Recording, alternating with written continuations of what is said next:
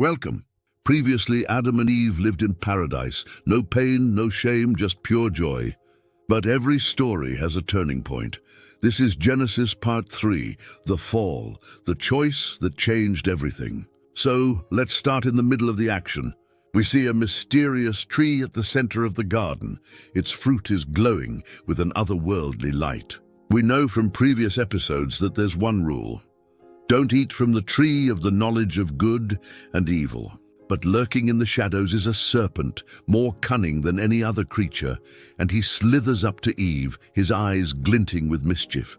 "Hey there," he whispers. "Didn't mean to startle you. Just wondering, did God really say you can't eat from any tree?" "We can eat from any tree," Eve replies, "except that one. If we do, we'll die." The serpent smirks. "You won't die. In fact, you'll be like God, knowing good and evil." Eve hesitates, then reaches for the fruit.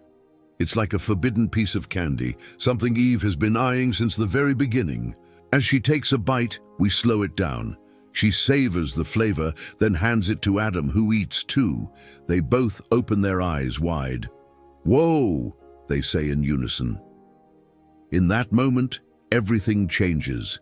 Their eyes are opened. Suddenly, they realize they're naked, and for the first time, they feel shame. And now the blame game begins. Adam and Eve scramble to cover themselves with leaves and frantically hide among the trees, and God calls out, "Where are you?" "Here I am," says Adam. "I was afraid because I was naked, so I hid." Then God asks, "Did you eat from the tree I told you not to?" "I did," says Adam, "but it was Eve who gave me the fruit." Then God asks Eve, "What did you do?" But Eve, who's hiding behind a tree, throws the serpent under the bus. "That sneaky serpent tempted me and I ate." Now God is super upset. He had hoped his creation would live in paradise forever, but they chose to leave. So as he addresses the serpent, the mood becomes serious.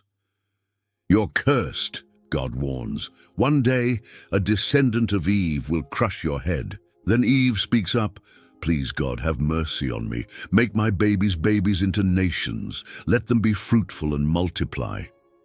Then God turns back to Adam and tells him, "The ground is cursed.